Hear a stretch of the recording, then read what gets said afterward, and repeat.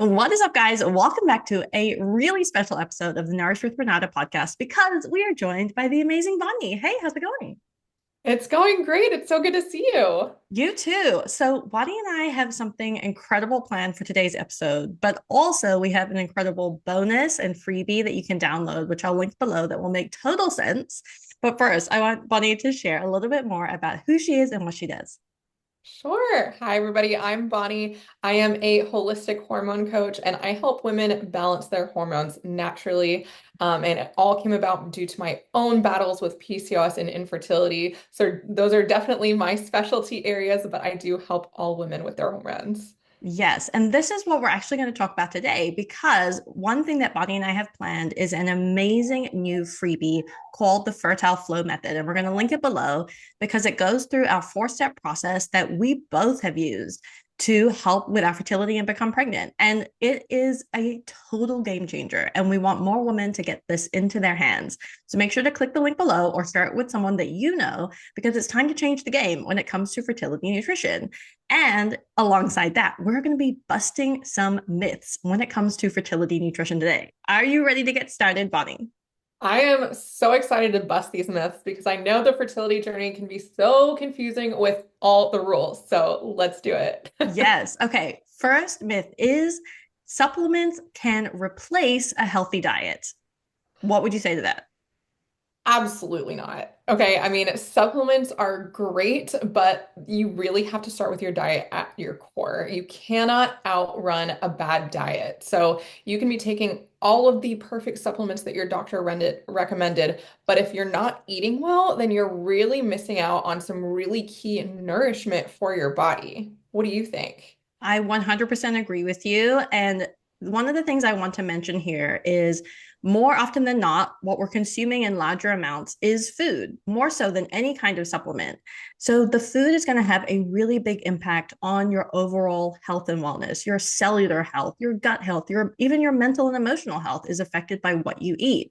So of course, if you're eating more, food that perhaps is not more whole foods or are more refined, we're not going to get as much nutritional value as we would from whole food sources. And even though you might be taking all the right supplements, quote unquote, right supplements, it doesn't mean that it's going to have the biggest impact on your fertility journey. And so that's why we both love looking at nutrition first, food first approach, and then adding in supplements here and there, depending on what the individual needs. Exactly. Yes, I totally agree. And I think that something that we both have in common is that we really focus on food from a place of nourishment. This is not about having the absolute perfect fertility diet and doing all the right things and thinking about all the things you have to cut out because that's what makes the journey so overwhelming. It's really about selecting the foods that you know are nourishing your body. And then supplements are just like a little added bonus if you think you might need them. Like if you have irregular cycles, or if you know you have a specific hormonal imbalance, or if it's clear that you have a short luteal phase and maybe low progesterone, then there are some things that you can do to help your body out in addition to your nutrition, but you can't just take those supplements and expect everything to work. Right. Supplements are not a cure all by any means. It's a special addition to what you're already doing. So let's move on to myth number two, because this is one that I get all the time. And I think that it absolutely needs to be covered. And that is about caffeine. So will caffeine intake negatively impact fertility? So studies show that it can. However, it's there's such a debate out there about how much. So this is an area that I do like to play it safe, but I'm not somebody who ever tells people to eliminate everything completely because that's not how I live my life. And I don't think anybody should feel like they have to give up everything in order to have the perfect fertile womb. That's not how it works. Again, this is about nourishing your body and making sure that your womb knows that it's in a safe place. So for caffeine, For me, I actually did cut out caffeine for the most part when I was trying to conceive, but that's because I was having so many issues with PCOS. I had really irregular periods. I had already been trying to conceive for over 2 years and was really trying to focus on my health. And so I eliminated coffee and was drinking matcha lattes. Now, those still have some caffeine, but a much lower amount. But that was really a personal choice because I knew that I had really high inflammation and stress levels. I would not say that everybody has to cut out caffeine completely, but 2 cups or less a day is definitely a safe place. Yes, I would 100% agree. And like you mentioned, it's a totally personal choice. And it depends highly on what your hormone patterns are. So as you mentioned, if you're under a lot of stress, caffeine is just going to, exacerbate that. So depending on where you're at in your life and what your hormone patterns are, we also need to consider what would work best for you. And so I love how you talked about, you made a very personal choice to minimize your caffeine intake. I love matcha. I think it's a powerful choice from a nutrient and antioxidant standpoint as well. And also for me, I just want to be able to provide both sides because definitely for the first 3 kids that I had, I reduced caffeine. I actually cut out caffeine completely for several months. Versus with my fourth kiddo, I was actually having caffeine on a fairly regular basis through coffee specifically, and was able to continue to become pregnant and had a healthy pregnancy while having caffeine on a semi-regular basis as well. So there's two sides of the story, which I think is important to consider. And just like anything, it's a very personal choice depending on where you're at in your hormone journey, but also where you're at in the season of life too. Yes. And thinking about us talking about high stress, this is a really good chance to examine what you have going on. Because if you feel like you have such high stress that you need caffeine in order to function every day, then you're probably not creating the safest space in your body to promote fertility. So that just means that if you feel like you cannot eliminate caffeine because you need it in order to get everything done, then you probably need to be taking a step back and looking at what you can trim down on in your life because you need to be coming into your fertility journey from a place of peace, not stress, because that's really what's ultimately going to be creating a fertile womb. So powerful. I'm so glad that you mentioned that. Looking at stress in all areas and in all types. So Mhm. stress could be from work, could be from relationships, but it also could be from, trying to get all the housework done, trying to meet all the demands of having kids already or caring for aging parents. It might be like as simple as you have to have a long commute to work and it's that stress that is starting to pile up. There's so many different kinds of stress that we need to examine in our lives. Yes, 100%. And along those lines, I'll add one last little tidbit. Yeah.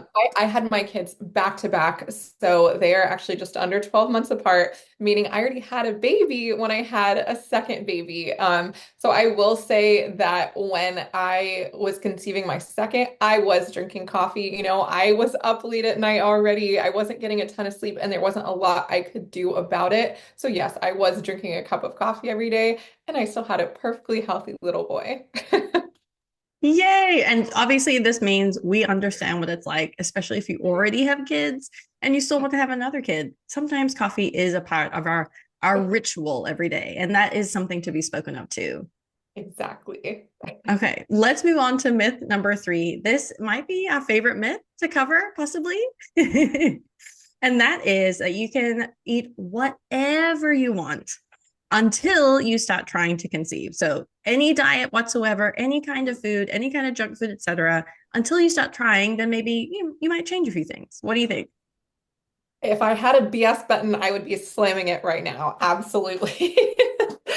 So it takes approximately 3 to 4 months in order to create new follicles that house the eggs that are chosen for ovulation. So what that means is if you are trying to conceive right now, everything that you did for your body starting 3 to 4 months ago is affecting the egg that's chosen. So you really cannot wait until the last minute. It's very important to start promoting good health early on. And this is just in general, it's important to do and make sure that your body is getting plenty of nutrients in. But even more so, if you are somebody who has a hormonal imbalance, if you're seeing irregular cycles, lots of hormonal symptoms, this is when you really want to get started extra early, maybe even 6 months or longer earlier on, so that you can make sure that your hormonal health is in a really good place by the time that you conceive, because doing so is going to help you conceive faster. It's going to ensure that you have a healthier pregnancy, and it's going to make it more likely that you're going to carry that baby to term. So there is absolutely nothing wrong with taking more of a timeline early on, but because it's actually going to help your timeline later along the line. Wow, I love how you put that. That's so effective. And I also want to use this analogy because I think it might be helpful for people. So, say that you're going to run a marathon, right? Have you ever run a marathon? I don't know. I have done one half. Oh, That was enough for me. you were like, and we're good. But the idea of running a marathon, I think, is very similar to becoming pregnant, right? You don't say one day, or at least most people don't say one day, I'm going to run a marathon. Let me just do it right now. Most people train for it. And it takes time. You have to put in the work, the miles, the footsteps every single day to get your body ready to run that marathon. And it's very similar to pregnancy. We don't just decide, hey, today I'm going to get pregnant, having had no training essentially. And the training here is nutrition. The training here is putting your body into the best possible place to receive the nutrients, to have the rest, to have the more peace and calm in your life so that your whole life is more fertile, not just that specific moment of conception. And so I love how you mentioned like 3 months or more might be needed, depending on where you're at in your hormone journey, to be able to prime your body for conception, but also to have a really positive pregnancy journey too. Yes, exactly. And the reason I mention timeline is because I know that is always the biggest stressor for women who are trying to conceive. Once they decide to try, they want it to happen fast. Everybody's got a timeline in mind. So it never hurts to go ahead and plan out that timeline and prepare your body early on. Just to ensure that you're giving yourself the best chance of a healthy pregnancy. Just because if you don't take that time, it could be causing a lot of complications that you're just not even discovering until later on. That is so true. And I know for myself and so many other women that I've spoken to, and perhaps that you've spoken to, that timeline is such a stressor. And that might cause you to go to your doctor and run all these tests and honestly just increase the amount of stress that you're under. Well, many women often don't get a diagnosis. They get the diagnosis of unexplained fertility or being told, I don't know why you're not pregnant yet. And that just adds to that compounding effect of stress and worry. And so that's why we love focusing specifically on holistic nutrition and lifestyle practices, because this is how we create a stable foundation for fertility in your womb, in your life, etc. So, Bonnie, tell everyone a little bit more about our freebie. Sure. Yeah. So our freebie is really what wraps all of this together and talks about our four kind of key areas for promoting natural fertility, which are a fertile mindset, cyclic living, internal healing, and soulful self-care, because it's something that we have both found were key aspects of our fertility journeys and have helped every single one of our clients with successful, healthy hormones and fertility journeys. Yes, and the incredible bonus that we're adding to this are a masterclass series. So tell us about that. Yes, sorry. So we have got the fertility freebie that really breaks down those four steps. And then we are doing a 3 masterclass series where we're going to tell you guys all about our own fertility journeys, as well as some clients of ours who really beat the odds when they were told that it wasn't going to happen for them.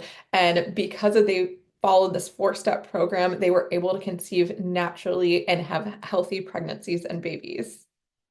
Yes. So we're going to link everything below where you can get the Fertile Flow Method PDF download. It's an instant download. You get it to your email, as well as the three series of masterclasses. And they are going to be completely free. They're going to be succinct and to the point, and you're going to get huge value from every single masterclass. So you definitely want to be there, and you definitely want to share it with a friend, especially if you know that she's been trying to conceive.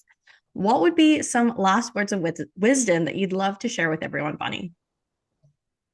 Oh my goodness. I guess really the biggest thing I can say is just to keep going along the lines with like starting early and treating yourself well. That's really what matters in this whole process. And what I see time and time again is women coming to me just completely stressed out about all the things they have to eliminate, all the things that they're supposed to do. They're stressed about the timeline, stressed about this. And they're also stressed about the fact that everybody's telling them just stop stressing, right? Nobody likes to hear that either. So really like flipping the script here and coming from a place of nourishing your body and making sure that you feel good in your body and in your life, that's really the key to fertility. And that's exactly what we're teaching here. I love it. I couldn't agree with you more. This is honestly where more women need to start. And I think that in society, we put so much pressure on, having babies. Like you get married when you're having a baby. Oh, you've had one baby when you're having another one. And it's that pressure, that outside pressure that we need to release. And we need to get really deeply in tune with our own bodies, with our own hormones, understanding the nutrition that works for us to balance our hormones out and to improve our fertility. So this is for me a no-brainer. Yes, yes, exactly, exactly. I think that that is all the perfect segue. Absolutely. If you guys want more information, please check out the freebie and our masterclass series. We're going to pack in so much value here so that you guys are ready to tackle your fertility journeys stress-free. Yes. Okay. Loved having this conversation and busting all these myths with you. Thank you so much, Bonnie. I'll see you in the masterclass. Of course, see you then.